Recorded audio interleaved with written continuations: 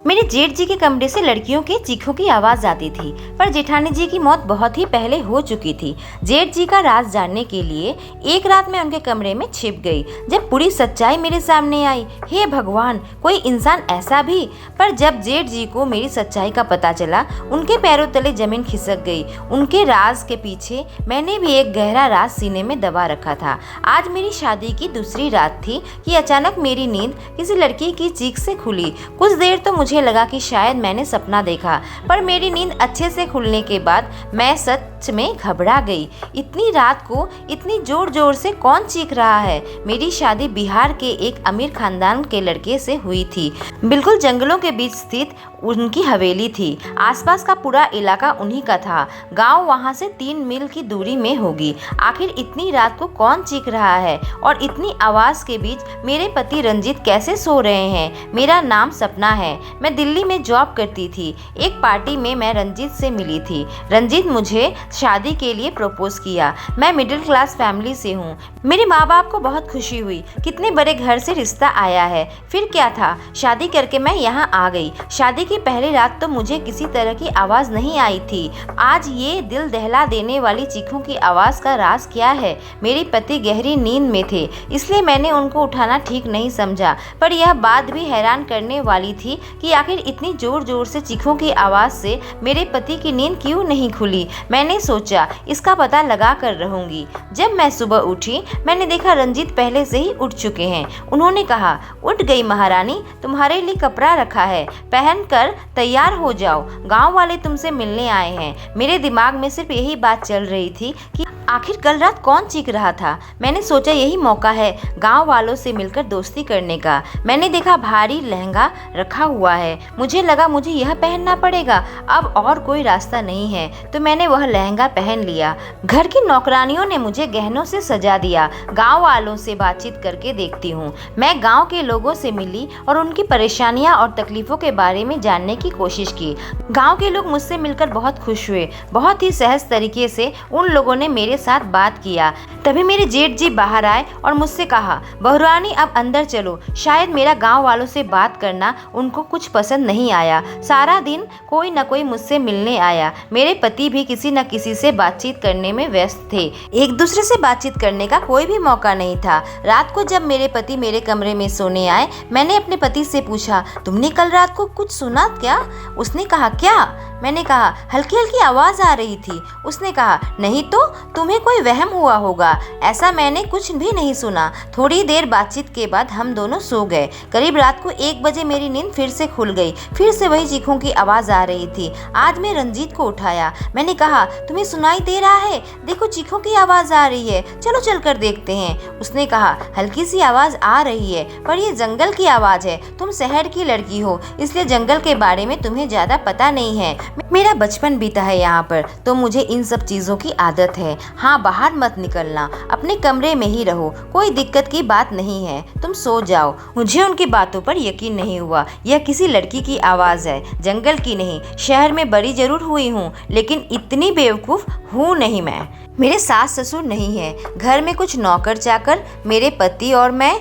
मेरे जेठ जी, जेठानी जी की मौत काफ़ी सालों पहले हो चुकी थी। आधे घंटे तक चीखों की आवाज़ आती रही, उसके बाद सब शांत हो गया। यही बात मेरे दिमाग में बार बार चल रही थी कि आखिर माजरा क्या है। मुझे ऐसा लगा मेरे पति मुझसे कुछ छुपा रहे हैं। हो सकता है यह आवाज़ जेठ जी के कमरे से आ रही हो और उनका छोटा भाई अपने भैया की करतूत के बारे में जानता हो, बस अपनी बीबी से छुपा रहा है। अगले दिन नौकरानी मेरे कमरे में आई। मैंने उसे पास बुलाकर बड़े प्यार से पूछा, मुझे रात को किसी लड़की की चीख की आवाज आ रही थी, तुमने कुछ सुना क्या? मेरी बात सुनते ही उसके चेहरे का रंग उतर गया। डर के मारे बोली, नहीं बहुरानी, ऐसा तो कुछ नहीं है। मैंने कहा, 2 दिनों से ऐसी आवाज सुन रही हूँ, तुम झूठ बोल रही हो, क्या बात है मुझे बताओ। उसने कहा, बहुरानी कोई भी आवाज नहीं है, जंगल में इस तरह की आवाज आती है। आप इन सब बातों में बिल्कुल ही ध्यान मत दो और इस बारे में घर में किसी नौकर नौकरानी से कुछ पूछना मत। उसकी बातों से मुझे साफ साफ लगा कि उसे सारी सच्चाई मालूम है। मैंने ठान लिया कि मैं इस बारे में पता लगा कर रहूंगी। तभी मेरे पति कमरे में आए और कहा, मैंने टिकट करवा ली है, आज रात ही हम दिल्ली के लिए रवाना होने वाले हैं। मैंने कहा, इतनी जल्दी? उन्होंने कहा, तुम्हें ही तो दिल्ली जाने की जल्दी थी, तुम तो पहले से ही कह रही थी कि ससुराल में नहीं रहूंगी, अब टिकट करवाया तो तुम कह रही हो इतनी जल्दी?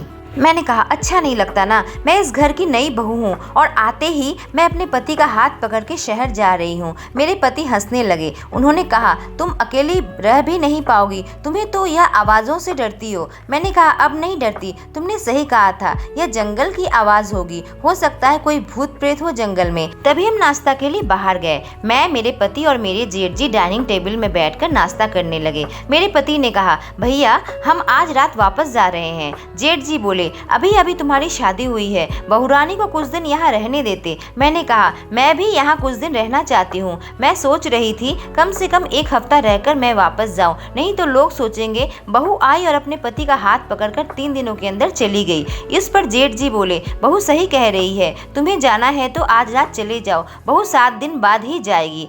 अब मेरा रास्ता साफ था। आवाज़ की सच्चाई बहुत जल्द सामने आने वाली थी। आखिर जेठ जी लड़कियों के साथ क्या करते हैं? मेरे पति आज रात को चले गए। जाने से पहले कहा, 7 दिन के अंदर तुम्हारी टिकट करवा दूंगा। मैं सो गई। नींद तो मेरे आंखों से कोसों दूर थी। मैं इंतजार कर रही थी कि कब आवाज़ आए और मैं उसकी सच्चाई तक पहुंचूं। अचानक किसी लड़की की चीख सुनाई दी। जोर जोर से आवाज़ आने लगी, जैसे कोई दरवाज़ा पीट रहा हो। मैं अपने कमरे से बाहर निकली और बिना आहट किए पता लगाने की कोशिश की कि आवाज किस ओर से आ रही है। चलते चलते मैं उस कमरे तक पहुंच गई जहां से आवाज आ रही थी। यह तो जेठ जी का कमरा है और उस लड़की की चीख अब साफ साफ सुनाई दे रही थी। वह कह रही थी, साहब मुझे छोड़ दो। तभी किसी के कदमों की आहट मुझे सुनाई दी। मैं जल्दी से छुप गई। देखा एक नौकर उनके कमरे के अंदर घुस गया। मुझे लगा यहाँ रुकना ठीक नहीं होगा, मैं पकड़ी जा सकती हूँ और मैं वहाँ से निकलकर अपने कमरे तक पहुँच गई। अगली सुबह जब मैं उठी, मैंने देखा जेठ जी बाहर नाश्ता कर रहे थे। मुझे देखकर मुस्कुरा कर कहा, आओ बहू रानी, यहाँ बैठकर नाश्ता करो। मैं उनके साथ बैठकर नाश्ता करने लगी।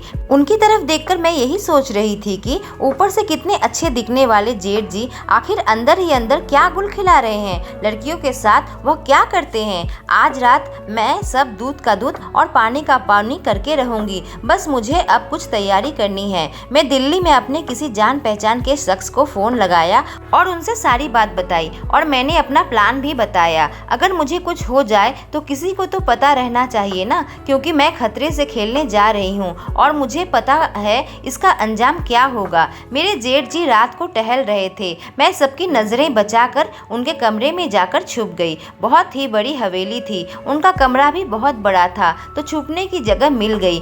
पर फिर भी मुझे डर लग रहा था कहीं उनकी नज़र मुझ पर ना पड़ जाए। मेरा दिल जोर जोर से धड़क रहा था। घर के सारे नौकर भी साथ मिले हुए हैं। पकड़ी गई तो मैं जान से जाऊंगी। तभी जेठ जी के कमरे में आने की आहट सुनाई दी। वह आकर बिस्तर में लेट गए। यहाँ तो कोई भी लड़की नहीं है, तो आखिर यह आवाज कहाँ से आती है। मैंने घड़ी देखा तो 11:30 बज रहे थे। मुझे लगा आवाज तो 1 बजे से आती है, थोड़ा और इंतजार करती हूँ। जेठ जी सो गए थे। तभी दरवाजा खोलने की आवाज आई। मैंने देखा एक 14 साल की लड़की को एक नौकर ढकेलता हुआ कमरे के अंदर लेकर आ रहा है। लड़की कमरे के अंदर आते ही रोने लगी। मेरे जेठ जी उठ गए। मैंने अपने मोबाइल ली और किसी को उसकी लाइव रिकॉर्डिंग भेजने लगी। मुझे डर था कि मैं पकड़ी जा सकती हूँ और मेरा मोबाइल छीनकर यह लोग वीडियो डिलीट कर सकते हैं, पर अगर लाइव रिकॉर्डिंग होगा तो यह कुछ भी नहीं कर पाएंगे। जेठ जी ने नौकर को इशारा किया तो नौकर कमरे से बाहर चला गया।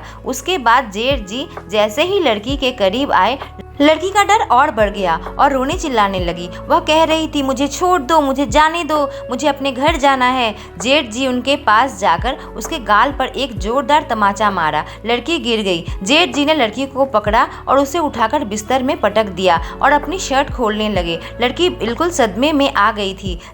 जैसे ही जेठ जी एक भेड़िया की तरह टूट पड़े, मैंने लाइव रिकॉर्डिंग बंद कर दी, क्योंकि अब जो कमरे में होने जा रहा था मैं नहीं चाहती थी कि उसकी रिकॉर्डिंग रिकॉर्डिंग हो। अब मैं और देर नहीं कर सकती थी, मुझे उस लड़की की इज्जत बचानी थी। मैंने पर्दा हटाया और सीधे जेठ जी के सामने आ गई। मैंने कहा, बंद कीजिए अपना यह खेल। जेठ जी मुझे देखकर चौंक गए। उसने नौकर को आवाज लगाई। नौकर भी कमरे के अंदर आ गया। उसने कहा, बहुरानी की हिम्मत तो देख, पकड़ ले इसे, आज इसे भी मजा चखाते हैं। तभी मैंने अपनी रिवॉल्वर निकाल ली और कहा, जेठ जी फिर से कहती हूँ, आपका खेल खत्म।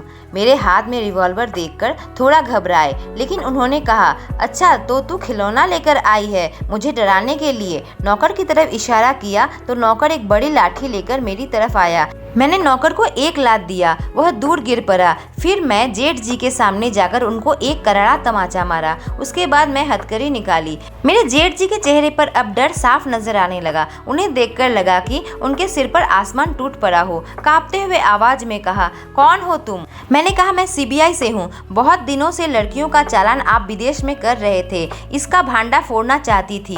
पहले लड़कियों के साथ आप गंदा काम करते हैं, फिर उसे विदेश में बेच देते हैं। यह पूरी शादी झूठी थी। सीबीआई को पूरी सबूत की जरूरत थी, तभी मुझे उन्होंने इस काम के लिए लगाया। रंजीत दिल्ली से इसका सौदा करते हैं। आप और रंजीत जेल में अपने कर्मों की सजा भुगतेंगे। यहाँ जो कुछ भी हुआ उसका रिकॉर्डिंग सीबीआई तक पहुँच चुकी है। पुलिस कभी भी आती होगी आपको गिरफ्तार करने के लिए। फिर वही हुआ, पुलिस ने मेरे जेठ जी और मेरे पति को गिरफ्तार कर लिया।